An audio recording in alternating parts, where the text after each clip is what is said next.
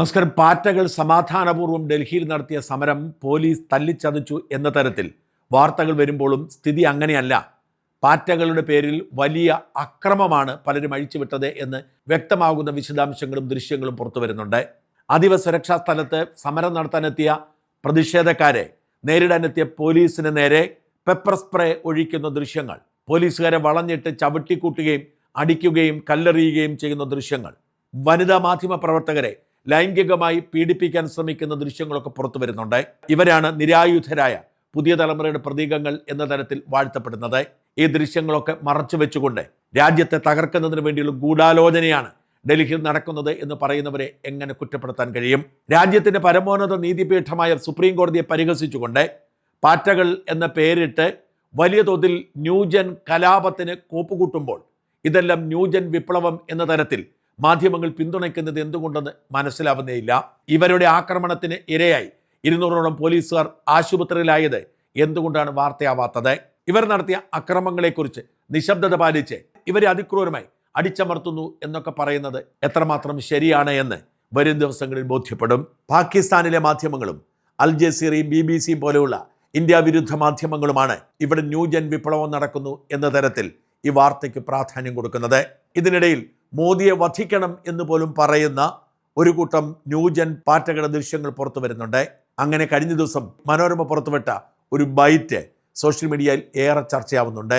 വയനാടുകാരനായ ഒരു അലി അംജദ് പറയുകയാണ്, താൻ പാറ്റകൾക്കൊപ്പം ഐക്യദാർഢ്യം പ്രഖ്യാപിച്ചെത്തിയിരിക്കുന്നത് ഖുറാനിൽ പറഞ്ഞിരിക്കുന്ന ലോകാവസാനത്തിന്റെ സൂചന കണ്ടതുകൊണ്ടാണ് എന്നാണ്. അലി അംജദ്, വയനാടാണ്.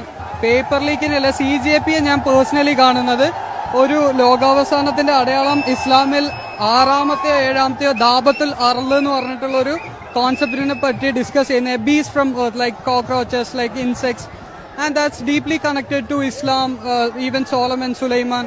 And as far as I am concerned, as a deep religious Muslim, I see it as a sign of end times. That's what I feel like. ഈ സമരത്തിന്റെ യഥാർത്ഥ മുഖം എന്ന നിലയിൽ ഈ വീഡിയോ ക്ലിപ്പ് വൈറലായിട്ടുണ്ട്. ഇത്തരം വിചിത്രമായ പല വാദങ്ങളും ഇതിനോട് ചേർന്ന് ഉയർന്നു കേൾക്കുന്നുണ്ട്. കേരളത്തിൽ നിന്ന്, പ്രത്യേകിച്ച് മലപ്പുറം ജില്ലയിൽ നിന്ന് ആയിരക്കണക്കിന് യുവാക്കൾ ഡൽഹിയിലേക്ക് വെച്ചുപിടിപ്പിച്ചിട്ടുണ്ട് എന്നാണ് പല റിപ്പോർട്ടുകളും സൂചിപ്പിക്കുന്നത്. അതേസമയം സിനിമാ മേഖല മുഴുവൻ ഈ കോക്രോച്ച് വിപ്ലവം ഏറ്റെടുത്തിരിക്കുകയാണ്. ബോളിവുഡിലെ മാത്രമല്ല, മലയാളത്തിലെയും സിനിമാ താരങ്ങൾ, മോഹൻലാലിന്റെ മകൾ വിസ്മയ, ടോവിനോ തോമസ് തുടങ്ങിയവരൊക്കെ ഈ വിപ്ലവത്തിന് ചുവട് പിടിച്ച് രംഗത്തെത്തിയിരിക്കുന്നു. ഇവരൊക്കെ പറയുന്നത് ഇത് മഹത്തായ ജനാധിപത്യ വിപ്ലവമാണെന്നാണ്.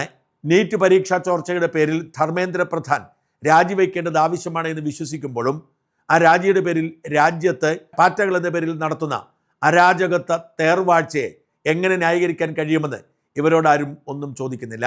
എന്നാൽ ഒടുവിൽ ആ ചോദ്യം ചോദിക്കാൻ ധൈര്യത്തോടെ ഒരാൾ രംഗത്ത് വന്നു. മറ്റൊരാളുമല്ല, സാക്ഷാൽ സന്തോഷ് പണ്ഡിറ്റ് ഇങ്ങനെ എഴുതുന്നു: ചില സിനിമകൾ കൊണ്ട് വിദ്യാർത്ഥികൾക്ക് എത്ര ഉപദ്രവമുണ്ടോ അത്രയും ഉപദ്രവം നീറ്റ് പരീക്ഷ രണ്ടാമത് എഴുതിയത് കൊണ്ട് സമൂഹത്തിനുണ്ടായിട്ടില്ല. പാറ്റയ്ക്കടിച്ച ഹിറ്റിൽ പല പൊയ്മുഖങ്ങളും പുറത്തു ചാടുന്ന കാഴ്ചയാണ് ഇപ്പോൾ കാണുന്നത്. നീറ്റ് പരീക്ഷ കുട്ടികളുടെ ഭാവി എന്നൊക്കെ പറഞ്ഞ് കേരളത്തിലെ ചില സിനിമാ സെലിബ്രിറ്റികൾ കരഞ്ഞ് ബഹളം വയ്ക്കുകയാണല്ലോ. ചിലരുടെ സിനിമ അടുത്ത ആഴ്ച റിലീസാകാനുണ്ട്. അതിനുള്ള ഇൻഡയറക്റ്റ് പ്രൊമോഷനാണ് സംഭവം. ചിലർക്ക് FCRA ഫണ്ട് നിയന്ത്രണം വരുമോ എന്ന പേടിയും ദേഷ്യവും ഇവിടെ തീർക്കുന്നു. ചിലർ ചില്ലറ മേടിച്ച് അഭിപ്രായം പറയുന്നു. ചിലർക്ക് ദേശീയ അവാർഡ് കിട്ടാത്തതിൻ്റെ ദേഷ്യം. 1000 ആളുകൾ പോലും ഇല്ലാത്ത ഒരു സിനിമാ സംഘടനയുടെ കുശുമ്പ്, അടിപിടി, കടിപിടി, പാരവെപ്പ്, ഈഗോ പോലെയുള്ള കുഞ്ഞു പ്രശ്നങ്ങൾ പോലും ഒരു മേശയുടെ ചുറ്റും ഇരുന്ന് ചർച്ച ചെയ്ത് പരിഹരിക്കാൻ പറ്റാത്ത ചില സിനിമക്കാരാണ് ഇന്ത്യയിലെ നീറ്റ് പ്രശ്നം പരിഹരിക്കേണ്ട രീതി ഇങ്ങനെയല്ല എന്നും പറഞ്ഞ് വരുന്നത്. ഇന്ത്യയുടെ ഇത്തരം പ്രശ്നങ്ങളൊക്കെ പരിഹരിക്കുവാൻ ഇവിടെ ഉശിരുള്ള ആൺകുട്ടികളുണ്ട് എന്ന് ഇവർ മറക്കുന്നു. കുട്ടികളുടെ, യുവാക്കളുടെ ഭാവിയിൽ ഇത്രയും ആശങ്കയുള്ള സിനിമാക്കാർ ഇനിയെങ്കിലും സിനിമയിലെ കള്ളുകുടി, മദ്യം, കഞ്ചാവ് ഉപയോഗം കാണിക്കുന്ന, അവയെ ഗ്ലോറിഫൈ ചെയ്യുന്ന സീനുകൾ സ്വന്തം സിനിമയിൽ നിന്നെങ്കിലും ഒഴിവാക്കിക്കൂടെ? സ്ത്രീവിരുദ്ധ ഡയലോഗുകൾ, ഡബിൾ മീനിങ്, തെറി ഭാഷകൾ ഇനിയെങ്കിലും കുട്ടികളുടെ നല്ല ഭാവി ആലോചിച്ച് സിനിമയിൽ കുറച്ചുകൂടെ? ഇനി ഒരിക്കൽ കൂടി കേരളത്തിൽ മറ്റൊരു ഹേമ കമ്മിറ്റി റിപ്പോർട്ട് വരാതെ നോക്കുവാനെങ്കിലും ശ്രദ്ധിച്ചുകൂടെ?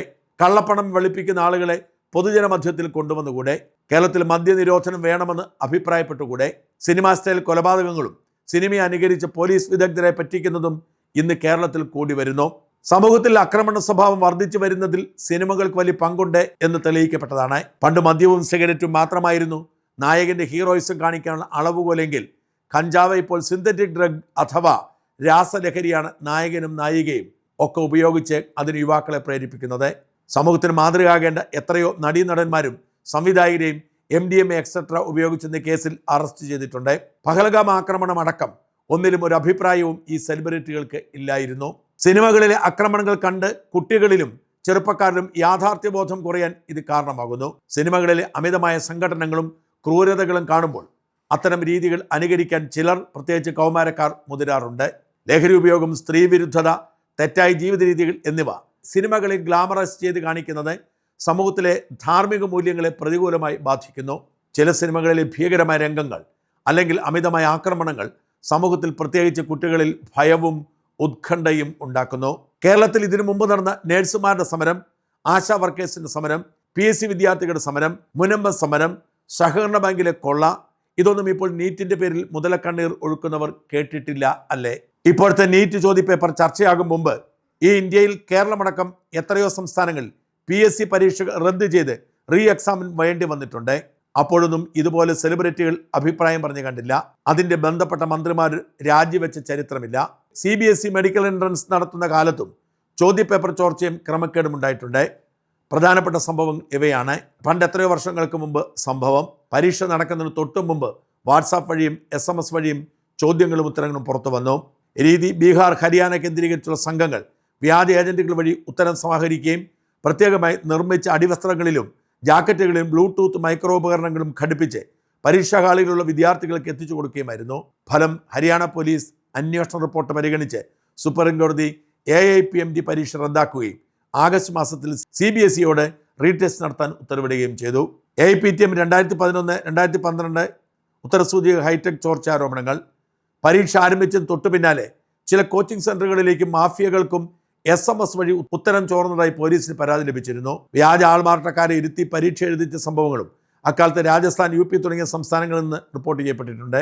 AIPMD 2004 പരീക്ഷ ആരംഭിക്കുന്നതിന് മണിക്കൂറുകൾക്ക് മുമ്പ് രാജസ്ഥാനിലും ഡൽഹിയിലും ചോദ്യപേപ്പർ ചോർന്നതായി ആരോപണം ഉയർന്നതിനെ തുടർന്ന് അന്വേഷിക്കുകയും ക്രിമിനൽ സംഘങ്ങളെ അറസ്റ്റ് ചെയ്യുകയും ചെയ്തിരുന്നു. അന്നേ വിഷയത്തിൽ ഏത് മന്ത്രിയാണ് രാജിവെച്ചത്? 2014 മാർച്ച് CBSE പരീക്ഷകൾ, 12ാം ക്ലാസ് ഇക്കണോമിക്സ്, 10ാം ക്ലാസ് മാത്തമാറ്റിക്സ് ചോദ്യപേപ്പറുകൾ ചോർന്നതിനെ തുടർന്ന് രാജ്യത്ത് വലിയ വിവാദങ്ങളുണ്ടായി. 2013 മഹാരാഷ്ട്ര സംസ്ഥാനത്ത് 12ാം ക്ലാസ് ചോദ്യപേപ്പർ ചോർന്നതായി കണ്ടെത്തിയതിനെ തുടർന്ന് പരീക്ഷ മാറ്റിവെച്ചു. 2013 മധ്യപ്രദേശ് രാജ്യത്തെ തന്നെ ഏറ്റവും വലിയ പരീക്ഷാ കുംഭകോണങ്ങളിലൊന്നായ വ്യാപം അഴിമതി 2013 പുറത്തു വന്നു. പ്രീ മെഡിക്കൽ ടെസ്റ്റ് ഉൾപ്പെടെ നിരവധി സർക്കാർ റിക്രൂട്ട്മെന്റ് പരീക്ഷകൾ കോപ്പിയടിയും ചോർച്ചയിൽ ഇതിൽ ഉൾപ്പെടുന്നു. 2012 Delhi all India institute of medical science AIIMS നടത്തിയ പ്രവേശന പരീക്ഷയുടെ ചോദ്യപേപ്പർ ചോർന്നതായി പരാതി ഉയർന്നു.